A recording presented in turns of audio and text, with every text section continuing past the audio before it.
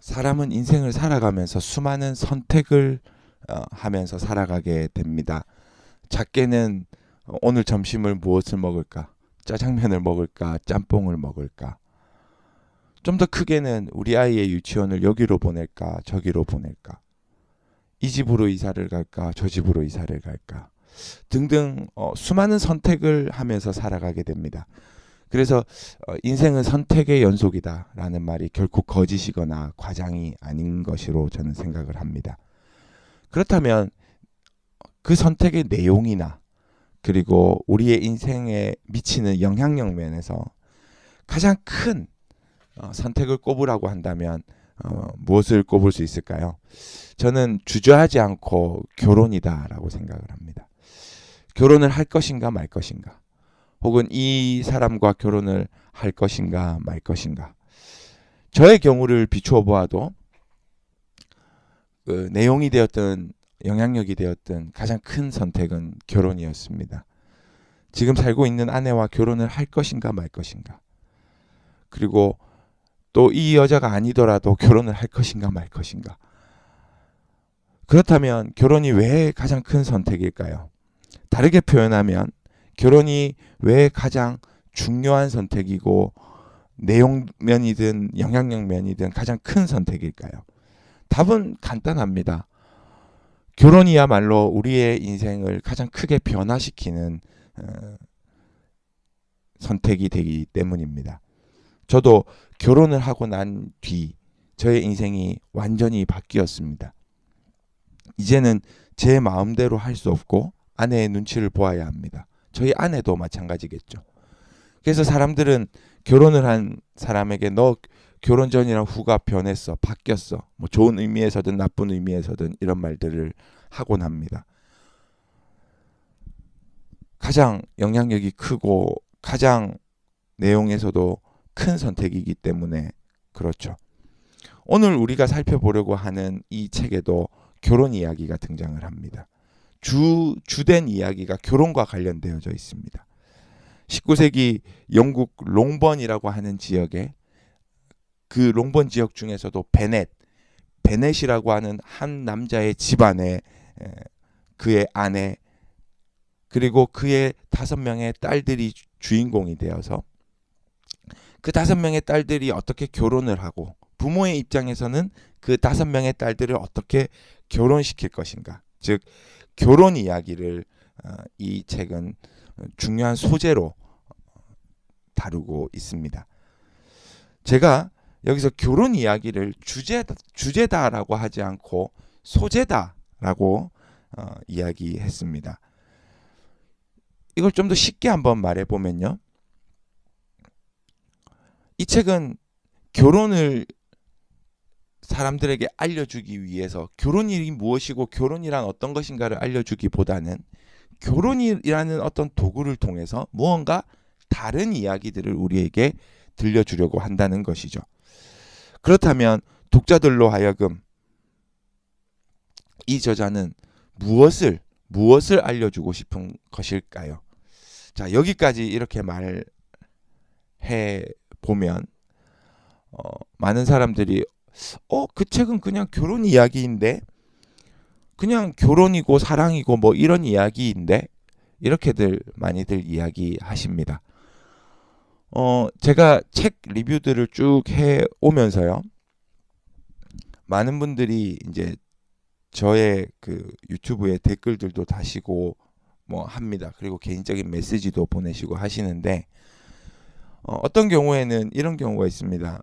비공개 댓글로 다신 분들 가운데에 나는 그 책을 그렇게 안 읽었다, 그렇게 생각 안 한다, 이렇게 이야기하시는 분들이 계십니다. 저는 아주 훌륭한 어떤 그런 것이라고 생각합니다. 왜냐하면 책이라고 하는 것, 한 권의 책이라고 하는 것은 독자가 내가 어떻게 읽고 내가 그 책에서 어떤 것을 배울 것인가는 독자가 판단하는 것입니다. 그러니까 저자라고 하는 사람이 A를 알려주려고 그 책을 썼다 하더라도 받아들이는 독자가 B를 배웠다 그러면 B가 정답인 것입니다. 그 사람에게는 강요할 수 없죠. 특별히 소설은 더합니다. 소설은 우리가 잘 아시다시피 이야기입니다. 직접적으로 이 책은 이런 이야기다. 내가 이 이야기를 너네들에게 들려주고 싶다. 이런 교훈을 너에게 주고 싶다. 이렇게 말하지 않습니다. 이야기들을 통해서 그런 교훈들을 숨깁니다. 그러면 그 이야기들을 읽고 독자들은 각자가 느끼는 부분, 각자가 배운 교훈들을 찾으면 되는 겁니다. 오늘 우리가 읽을 이 책도 저는 그렇게 읽어야 된다고 생각을 합니다. 저자가 말하고 싶은 내용이 분명히 있을 겁니다. 그리고 독자들도 각자가 판단할 수 있는, 각자가 배울 수 있는 것들이 있을 겁니다. 그것 배우면 됩니다. 그러면 저의 리뷰도 그 중에 하나다라고 생각해 주시면 좋을 것 같습니다. 본론으로 들어가서 서두에 말씀드렸다시피 결혼은 그 인생의 선택 가운데 가장 중요한 선택입니다. 그러니까 저는 이 책을 읽으면서 느낀 부분은 뭐냐면 지금 저자는 선택에 대해서 이야기하고 있는 듯하다라는 것이죠.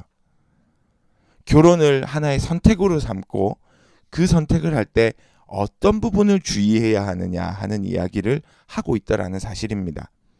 특별히 인생에서 가장 중요한 선택인 결혼에 있어서는 무엇보다도 이런 부분에는 여러분들이 빠지지 않도록 주의하십시오 라는 이야기를 우리들에게 하고 있는 듯 하더라는 것이죠. 그러면 무엇을 주의하라고 하는 것일까요? 책의 제목과 관련이 있습니다. 첫 번째는 편견입니다. 편견을 이야기합니다. 쉽게 말해서 인생의 어떤 중요한 선택을 할 때는 편견에 사로잡히지 않도록 주의해라 라는 말을 하는 것이죠. 편견이 무엇입니까? 제가 사전을 좀 찾아보니까 이렇게 되어 있습니다. 한쪽으로 치우친 의견이나 견해를 가진 태도. 자, 이 의미를 잘 생각해 보면 내가 상대방을 잘못 보는 겁니다. 다르게 표현하면 내가 상대방을 왜곡해서 잘못 보게 만드는 무엇입니다. 그러면 이 책에서 편견을 이 책의 등장인물들이 어떻게 편견에 사로잡히는지 한번 보십시오. 책의 첫 문장이 이렇게 시작합니다. 재산이 많은 미혼 남성이라면 반드시 아내를 필요로 한다는 말은 널리 인정되는 진리이다. 자, 잘 보면 지금 저자는 진리라는 말을 동원하면서까지도 강하게 이 주장을 어필하고 있습니다. 그런데 이 책을 읽어보시면 이 문장에서 말하는 재산이 많고 미혼인 남성, 이 사람은 크게 두 사람이 등장을 합니다. 첫 번째 등장인물은 베넷 집안의 첫째 딸, 그래서 제인을 사랑해서 마침내 결혼에 골인한 빅리입니다.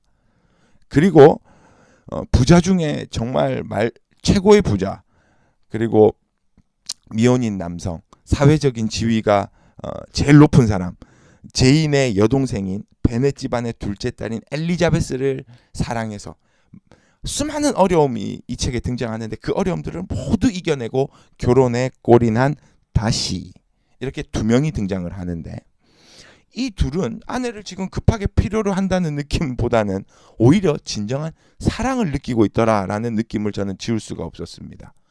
오히려 반대로 이 책에서 그 첫 문장에 표현했던 그 사랑과 반대로 재산도 지푸럽고 기혼인데다가 여성인 베넷 부인, 베넷의 아내죠.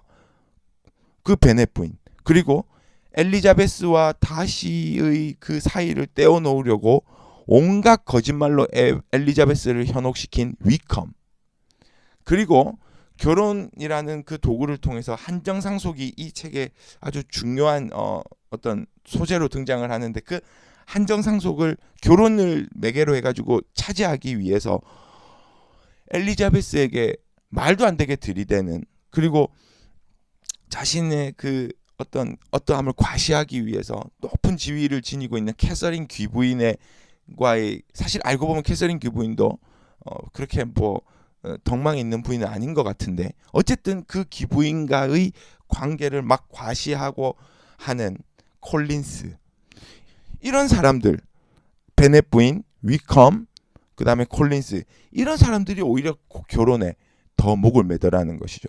별로 쥐뿔도 없는 사람들 말이죠. 이 책을 읽는 그 되게 재밌는 요소 중에 하나가 이런 사람들을 저자는 굉장히 재밌게 마치 놀리듯이 풍자를 합니다. 그 풍자를 이렇게 읽어내는 것도 이 책을 읽는 또 하나의 재미입니다. 자, 이뿐만 아니라 편견은 또 등장합니다. 베넷 가문의 둘째 딸 엘리자베스, 그 엘리자베스가 무도회에서 자신의 미래의 남편이 될 다시를 만나게 됩니다.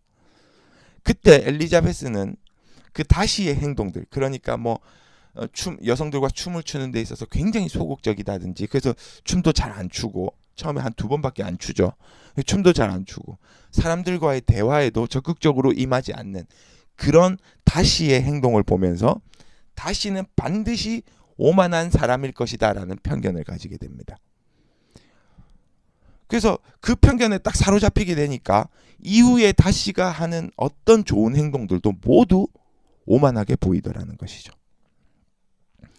그래서 첫 번째로 다시가 이제 엘리자베스에게 청혼을 하게 되는데요. 그 청혼을 그 편견에 사로잡혀서 거부하게 됩니다.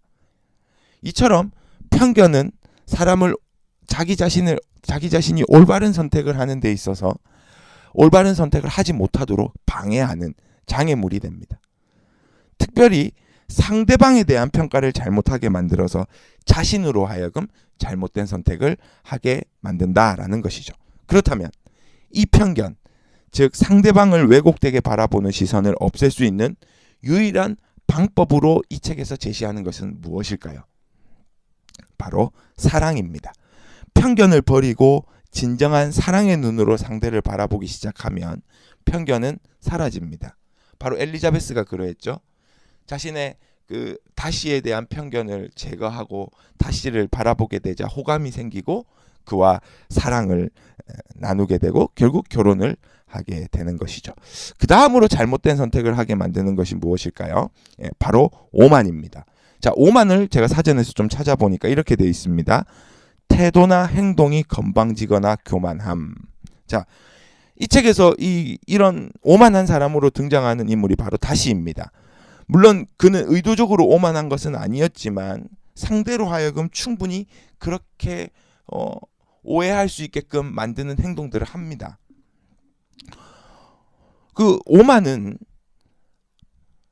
자신의 어떤 잘못된 선택을 하게 만드는 것이 아니라 상대방으로 하여금 잘못된 선택을 하게끔 만들더라라는 것이죠. 그렇다면 이 오만으로 인해 상대방의 잘못된 선택을 하지 않도록 막아주는 유일한 수단은 무엇일까요? 다시 말해서 오만의 반대말은 무엇일까요? 많은 사람들은 오만의 반대말을 겸손이라고 생각합니다. 그러나 이 겸손함만으로는 그것을 막아내지 못합니다. 상대방의 이 왜곡된 시선, 선택을 막아내지 못합니다. 그 오만을 이길 수 있는 유일한 수단은 이 책에서 진실함으로 우리들에게 소개합니다. 이 책을 읽어보시면 엘리자베스가 가지고 있던 편견에 기름을 부어서 다시에 대한 그 엘리자베스의 감정을 마침내는 증오심으로 바꾸어 버리는 사건이 등장합니다. 바로 위컴과의 대화입니다. 엘리자베스와 위컴과의 대화입니다. 위컴은 온갖 거짓말을 다 동원해서 다시가 자신을 부당하게 대우했다라는 사실을 막 꾸며대서 엘리자베스에게 이야기합니다. 그 위컴이 이렇게 했다라는 사실을 엘리자베스를 통해서 다시는 듣게 됩니다. 그러나 다시는 아무런 액션을 취하지 않습니다. 아무런 말을 하지 않습니다. 저는 이 모습이 좀 비겁해 보였습니다. 너무 일이 커질 것 같고 자기가 어떻게 수습이 안 될 것 같고 사실 진실은 그게 아닌데 그렇게 숨어버리는 듯한 모습을 저는 받았다라는 것이죠. 그러나 이 사건은 다시의 사촌이었던 피츠 윌리엄즈 대령이 엘리자베스에게 모든 사실을 털어놓음으로써 마무리되고 다시에 대한 감정이 조금씩 녹아내리더라는 겁니다. 즉 편견을 가지고 있던 사람에게 이 사람은 오만할 것이다 라고 하는 편견을 가지고 있던 사람에게 이 사람의 진실된 모습으로 다가가니까 그 편견이 사라졌다는 것이죠. 우리는 인생을 살아가면서 수많은 선택을 하며 살아갑니다. 이 책은 그러한 선택, 특별히 사람에 대한 선택을 해야 되는 우리의 인생 가운데에 이 두 가지 요소, 오만과 편견을 제거하고 사랑의 마음과 진실의 눈으로 진실로 다가가면 우리는 잘못된 선택을 하지 않을 수 있다라는 사실을 저에게 알려주는 듯하게 느꼈습니다. 여러분들도 이런 눈으로 한번 이 책을 한번 또 보시면 또 다른 재미를 느끼시지 않을까 생각을 합니다. 감사합니다.